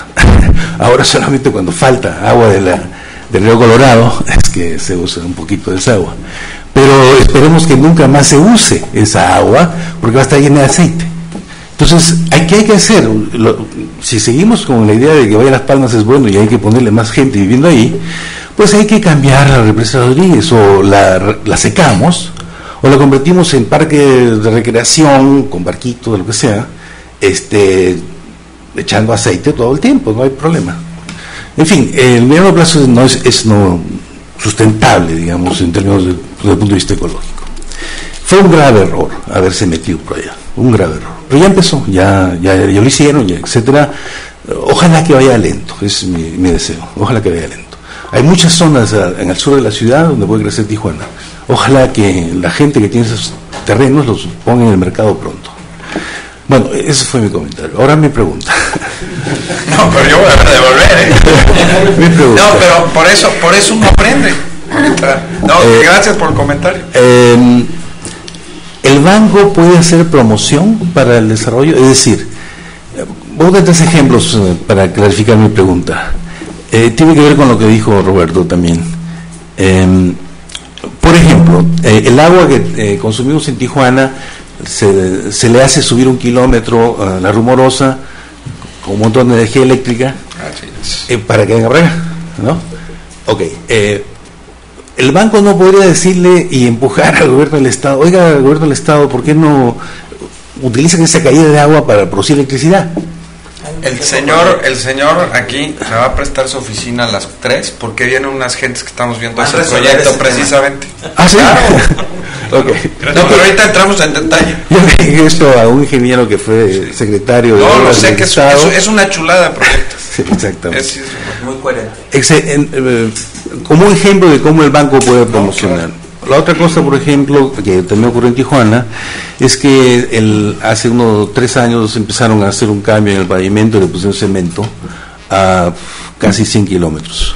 ¿Un cambio que perdón? De cemento. Cemento, sí, casi 100 kilómetros de avenidas.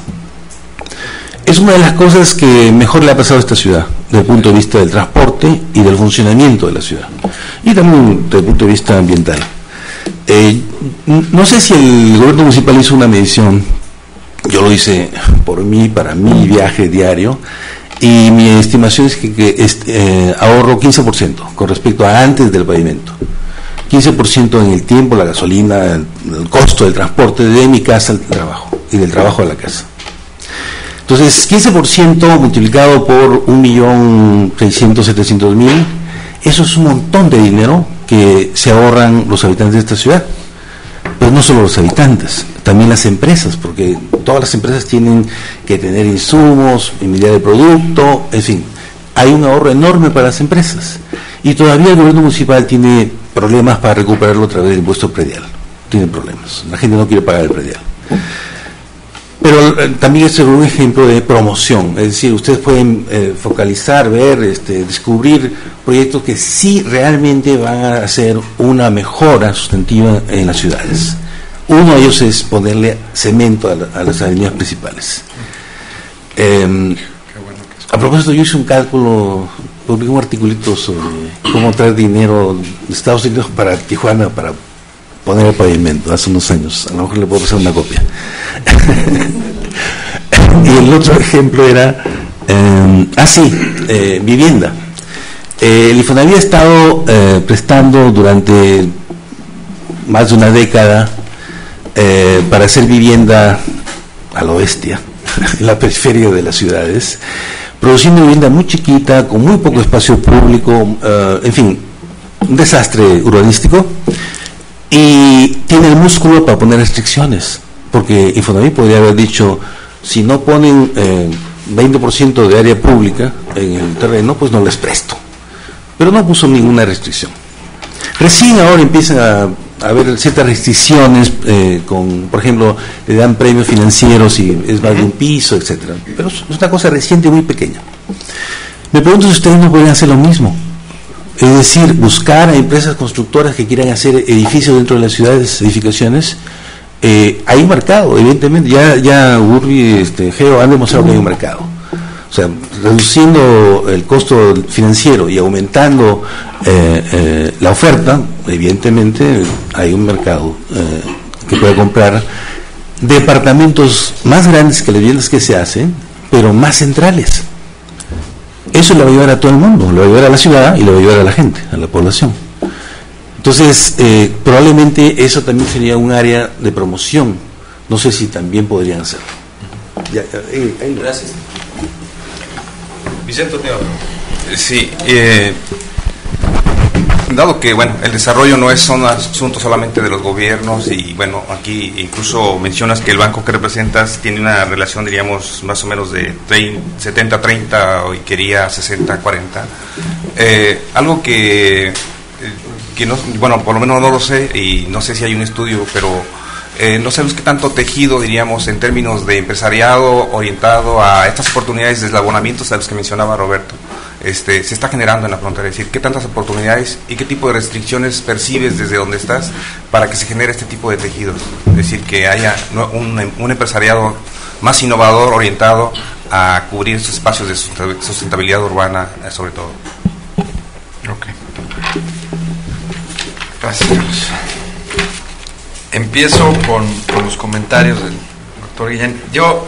La pregunta es, ¿qué sigue en materia de institucionalidad? ¿No? Y voy a hacer el disclaimer, es una opinión personal en función de mi experiencia, no de la institución que represento, ¿no? Yo creo que hay como 5 o 6 áreas que creo que debe venir, y voy a empezar por algunas de las más fáciles.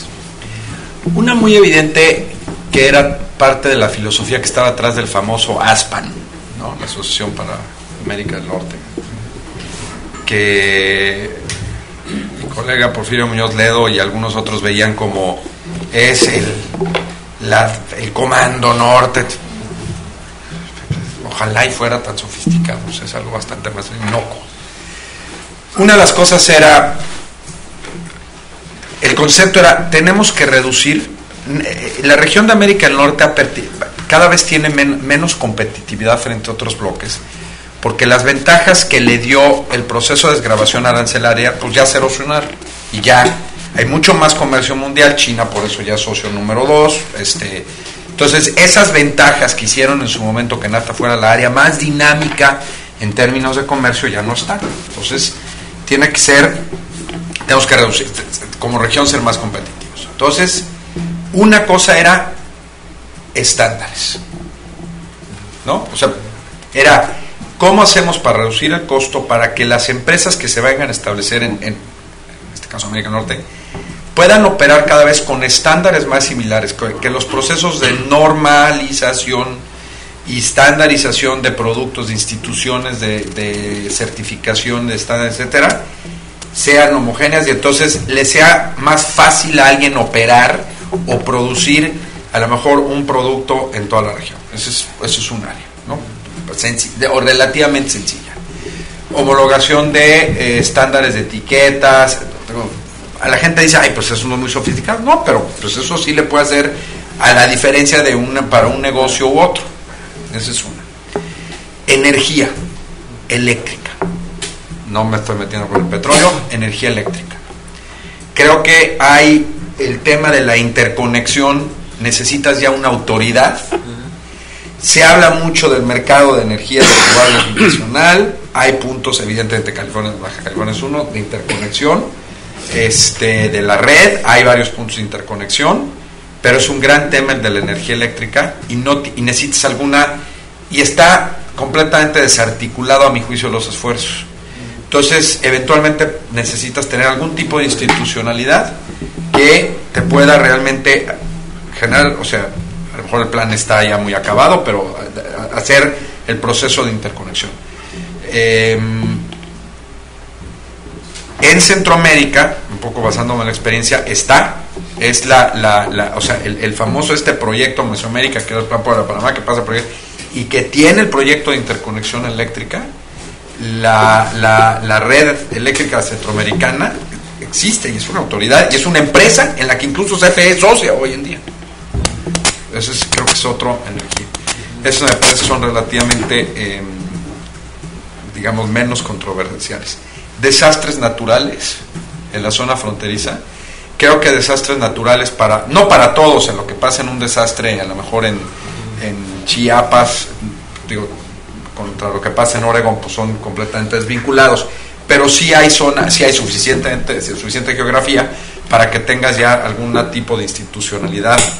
No utilizo la palabra autoridad porque a lo mejor pero en materia de desastres creo que esa es otra área que y muy noble, ¿no? O sea, claro, digamos, de tener la Cruz Roja binacional, por decirlo algo, o el Centro Binacional de Atención de Desastres, que ya hay mucho. La frontera es un buen ejemplo. O sea, hay una foto que me enseñaron una vez en la frontera que me encanta, que no la tengo, pero la quiero conseguir, que es unos bomberos, esto es en San Luis Río Colorado, del lado de Estados Unidos, en una escalera, literalmente, ahí, en la barda, con una manguera apagando un incendio del otro lado. O sea, es genial, ¿no? O sea, la frontera supera, la realidad, la frontera va a superar la cooperación, o sea, mejor o peor se va a dar de alguna manera, ¿no? Pero bueno, si la ayudas, pues entonces creo que desastres es otra área. Hoy comentamos puertos. Creo que llegó el tiempo de que haya una autoridad portuaria binacional. Ojo, y lo aclaro, pues todo está, no quiero ser completamente distinta de lo que son los actos de autoridad de migración y de seguridad que mantienen las autoridades respectivas de los países. Me refiero a la autoridad para la gestión, la infraestructura, la construcción, operación, planeación, mantenimiento de la infraestructura, no para los actos de autoridad, lo aclaro perfectamente.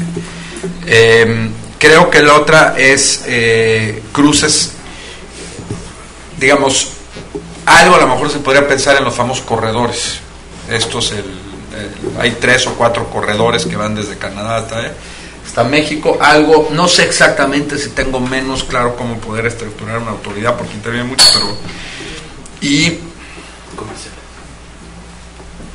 yo personalmente pienso que algo se puede hacer en materia de seguridad, sobre todo en ciertas zonas comunes. Creo que es un hecho que hay en el lado mexicano, conforme a los tratados y conforme a las reglas establecidas en el 92, hay agentes que están, de distintas agencias de seguridad que están en México, de Estados Unidos que están en México, realizando lo que se dice funciones de información, no de autoridad también. Nosotros no tenemos del otro lado, creo que eso es un gran error. Creo que también debería de haber, o menos, o sea, muy pocos, en El Paso, etcétera. Pero creo que alguna institucionalidad mayor en materia de seguridad es algo que al menos merece analizarse. Las otras creo que es cuestión de irlas a ver. Y la oposición hay tanto del lado mexicano como del lado estadounidense, o sea, perdón, pero los loquitos los tenemos de ambos lados. Respecto a de Tito, los comentarios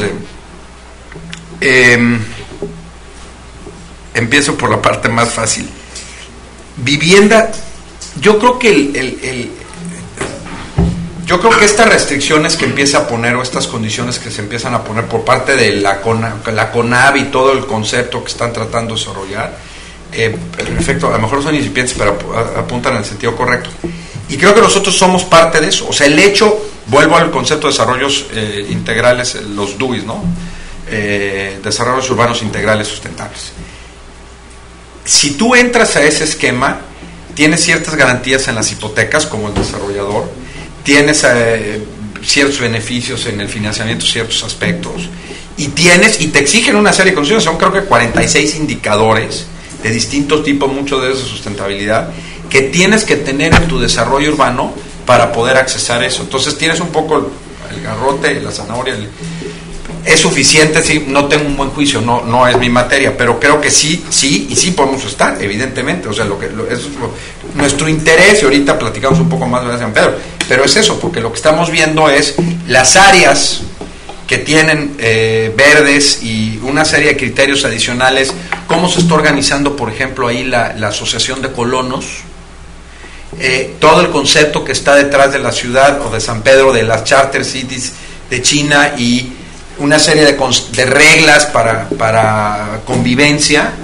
Pues creo que eso es muy valioso, y creo que ahora sí se deben de establecer. Sí, el desarrollo, o sea, sí hay ejemplos muy trágicos de mal desarrollo urbano, urbanístico, por no tener la autoridad competente a esas restricciones. Ahora, nosotros, repito, no somos reguladores. Nuestro proceso de certificación para que podamos entrar a financiar algo es precisamente eso, ¿no? Es que hay un beneficio ambiental o de sustentabilidad que hace que, por lo tanto, los beneficios que podemos otorgar como banca de desarrollo alguien los tenga. Entonces, nuestro proceso de certificación es la manera de influir. Ahora, se debe de hacer con esas reglas, sí, a nuestro juicio, pues sí, sin duda, y eso es un poco lo que estamos tratando de hacer. En la promoción del desarrollo, pues nosotros financiamos el cemento de aquí.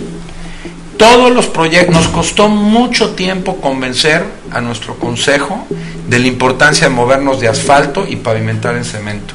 Y a la fecha batallamos todavía para hacer las mediciones de cómo demuestras que hay beneficios en eso. Y ya por lo menos ya lo logramos. Es decir, Rosarito, hicimos un programa de pavimentación, el de Tijuana, que fue el prepago. Estuvimos hace un mes en Tecate para hacer pavimentación con estas condiciones. El de Juárez, el proyecto Movilidad Urbana, la mitad del proyecto es pavimentación de arterias principales, precisamente, a concreto, a cemento. Estamos convencidos y lo estamos impulsando en varios lugares. Nuevo Laredo, estamos esperamos este año hacer un programa de pavimentación también a concreto, etcétera. Entonces, y me encanta la idea porque ahí hay una oportunidad, a lo mejor de hacer cosas ya que has hecho ese estudio, a nosotros poder demostrar esos beneficios a veces nos cuesta trabajo. O sea, sí lo tenemos que cuantificar, porque nuestro consejo nos pide, pues la EPA y a veces nos dice, oye, a ver, ¿por qué estás haciendo eso? El proyecto del cruce fronterizo que financiamos, para poderlos, la verdad es que casi de sentido común era el proyecto. O sea, tú vas a San Luis Río Colorado 1, al cruce a Yuma, y pues la gente en un buen día se avienta a veces 2-3 horas, ¿no? Bueno, pues esto está mal. Entonces, pero tuvimos que demostrar y poner en el cruce fronterizo que está bien. Tuvo otro problema el proyecto, pero bueno. Unas estaciones donde el tractocamión, cuando llega, en vez de tenerlo prendido, lo apaga, pero como van muchos productos en frigoríficos, se conecta ahí, entonces ya no lo tiene prendido. Y ese es el beneficio ambiental, ¿no? Entonces, pues sí tratamos de influir en el desarrollo. El caso de cemento es buenísimo y luego me encantaría poder ver cómo creen ustedes que se puede hacer, porque nosotros tenemos, la idea es un poco pavimentar todo lo que podamos, aunque no suene muy ambiental, pero los beneficios son bien importantes. Y luego hay una concepción que también hemos tratado de batallar en el banco, de todo lo que se vaya, el crecimiento de la frontera es tal que todo se va a acabar así, o sea, las cosas van a pasar, ¿no? El desarrollo demográfico y el proceso de organización no lo va a detener nadie. Siempre la realidad no está ganando las autoridades, eso es desafortunadamente. Entonces, ahorita el reto es encauzarlo lo mejor posible, ¿no? Y nosotros queremos ser parte de ese proceso. ¿Por qué menciono esto? Pongo 2 o 3 ejemplos de que nosotros hemos un poco otra vez al interior del banco tratado de decir, a ver, el primer cruce fronterizo que hicimos es el de San Luis, otro en Texas, el de Ansaldúas fue, Jorge, ¿no te acuerdas? O Donna, Texas. Entonces, llegó la comunidad y dijo, ayúdame a financiar, hay muchas escuelas, un nuevo cruce fronterizo. Pues nuestro consejo, en ese entonces dijo, no hay beneficio ambiental, no lo hago. El proyecto se hizo, igual que se va a hacer todo lo que vaya a pasar en la frontera. Es decir, no es un problema de todo, o sea, el crecimiento va a estar ahí, el dinamismo de la frontera va a estar, de la región va a estar.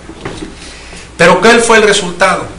Que la comunidad del proyecto le costó $3 millones más, porque en las condiciones financieras, que se acabó haciendo. Entonces yo les decía al consejo, oye, pues ¿por qué no? Si nosotros lo hacemos como institución y junto con la COSEF, tienes mayor influencia en que se atiendan todos los aspectos de sustentabilidad. Ahora, es que no hay un beneficio. No, bueno, depende de cómo lo midan. Si tú me quieres poner, si lo único que quieres garantizar es que solo podemos hacer una planta de tratamiento, porque es muy claro que ahí el producto es cuántos metros cúbicos de agua vas a estar tratando y limpiando, pues sí. Pero todo lo demás va a pasar en la frontera. Y en el Inter lo están viendo pasar. Y se lo dije a los de Semarnat, pero dije, espérame. O sea, vamos a ver cómo pasan cosas que tú no estás regulando, que no tienes la capacidad de regular y que si nosotros sentamos a lo mejor podemos influenciar para que haya mayor armonía urbanística en una bola de cosas. Por eso discutíamos hoy en la mañana todo lo de Tijuana Verde, por supuesto. Entonces se convierte en una herramienta más como incentivo. Ese es un poco lo que aspiramos a hacer. Oye, vas a construir una planta. Oye, ¿qué pasa si le pones esta tecnología? Mira, yo te puedo ofrecer probablemente mejores condiciones. Vamos a hacer este proyecto de carretera. Oye, ¿qué pasa si lo hacemos de esta manera? Tratando de armonizar. Ahora, el reto es enorme. Somos, insisto, una pieza. Yo no me canso de decírselos de Semarnat, porque a veces Semarnat, que está en nuestro consejo, y perdón, son mis jefes, pero no nos utilices a nosotros como banco. Nuestro proyecto, un banco presta para hacer, intermedia recursos, presta y genera.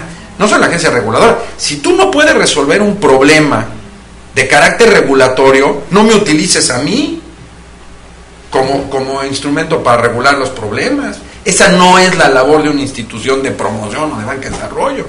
Regula todo lo que tengas que regular. Pero eso es muy, muy difícil, ¿no? Eso nos ha costado trabajo. Pero sí estamos en la promoción. Ahora, de lo de Valle San Pedro, finalmente, sabemos que no... Platicamos ayer de una señora, el caso precisamente de una señora de Valle, que ya vive en Valle San Pedro, que decía exactamente lo que estás diciendo. Decía, es que está muy lejos y los trabajos están hasta allá, ¿sí? Pero decía, yo ya no me cambio aquí, porque aquí mis hijos van a la escuela, ya no podían ir a la escuela, porque tienen la escuela caminando, sí tienen las escuelas, ahí están, y los parques y todo, ahí está. Y la calidad de vida, pues, es 1000 veces mejor. Entonces sí hay un costo y sí representa, de acuerdo a la encuesta ingreso-gasto a los hogares, que es un monto importante, sí, eso no es un tema menor. Pero tiene el desarrollo, y se está avanzando para que hay, si no me equivoco, 300 o 400 hectáreas que se van a establecer ahí las industrias, en parte, para que con los programas que tiene la universidad, pues puedas ir generando mayores empleos ahí, ¿no? Es un hecho que muchas ciudades están enfrentando el problema de que los centros, o sea, el famoso, perdón por el anglicismo, urban sprawl, que hay que detenerlo cada vez yéndote más lejos, en vez de regenerar los centros de las ciudades para generar mejores condiciones de vivienda, desempleo, etcétera. Sí, y eso también se tiene que hacer aquí, pero es mucho más grande la dinámica, y como dices, ya está, y va a pasar, y mejor que pase así a que sea peor de desordenado. Eso es un poco la filosofía. De lo del aceite y la presa, Abelardo, me comprometo a verlo o sea, es un tema que no sabía, que no conozco y que no tengo suficientes detalles para emitir un juicio, pero sí, nada es perfecto. Nosotros cada vez que hacemos un proyecto de carácter urbano, pues de repente te empiezas a hacer algo, y de veras, el otro día platicaba con una gente que decía, es que las plantas de tratamiento, ya no hagan plantas de tratamiento, no deja tú porque no estés utilizando el reuso de agua, sino porque tiene un efecto y mejor hay que hacer una tecnología que están utilizando en Perú, creo. Sí le dije, oye, espérate, perdón, pero ¿cómo que no hagamos plantas de tratamiento? No, o sea, no, es que hay un efecto nocivo de eso. Bueno, o sea, todo lo que hace el hombre a lo mejor tiene una consecuencia en el medio ambiente. La pregunta es si hay una mejora o no, o si mitigas de manera significativa un riesgo, ¿no? Yo creo que eso, o al menos nosotros tenemos esa filosofía. Pero todos son comentarios válidos y pues hay que verlo. O sea, es de lo mejor que hemos visto, por lo menos. Pero gracias por los comentarios. Finalmente, lo de Vicente, no sé si entendí muy bien cuáles son las oportunidades de eslabonamiento para que haya un empresario más innovador. Yo veo dos cosas. Una es, si hay un problema terrible de institucionalidad en las autoridades mexicanas. ¿A qué me refiero? O sea, sí, el viejo tema de, y esto más por el lado de la autoridad que del lado empresarial. O sea, nosotros, los municipios con los que trabajamos, que uno podría pensar que son los municipios pues que pueden mostrar cierto grado, mayor grado relativo de desarrollo frente a municipios en el sur o sureste de México, etcétera, las autoridades, etcétera, dejan mucho que desear todavía. O sea, la capacidad institucional, pues un ayuntamiento, que estás hablando de ayuntamientos que manejan, no son ciudades de 25,000 personas, estás hablando de cientos de miles, etcétera, y la capacidad institucional, o sea, está por los suelos. Entonces, sí, cada 3 años, pues es reinventar la rueda muchas veces.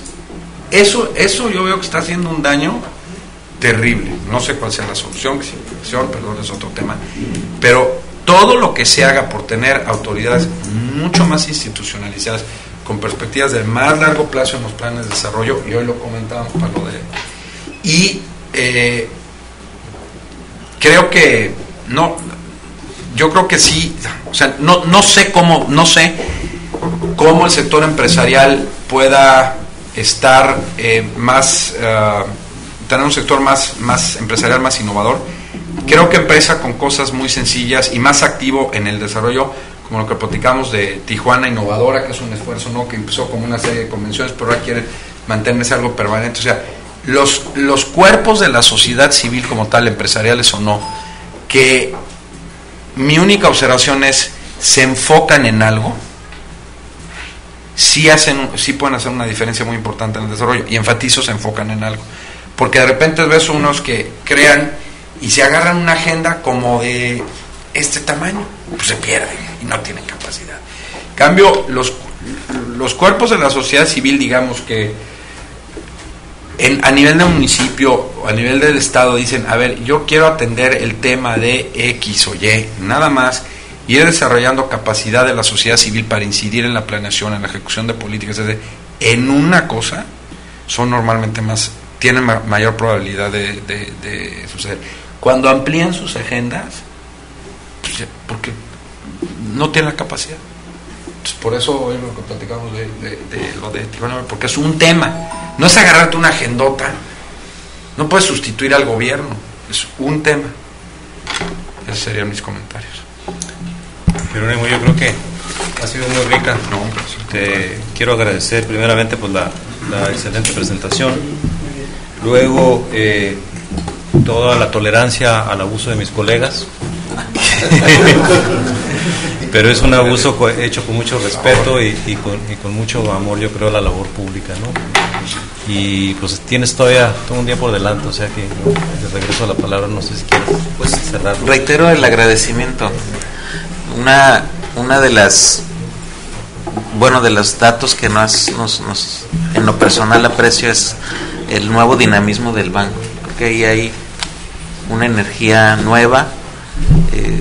Nos interesa muchísimo estar cerca del banco, de su dinámica. Creo que ahí podemos tener todavía mucho más cooperación. Y reitero pues la felicitación por esta nueva etapa, porque se siente, se palpa, y seguramente tendremos un banco mucho más eficaz para el desarrollo de la región fronteriza. Gracias a tu liderazgo. Y gracias también a todos ustedes, colegas, y pues tengo aquí solo algunos informes anuales, si alguien quiere, traje algunas copias si alguien quiere. Excelente, ahorita las repartimos. Pues muchas gracias.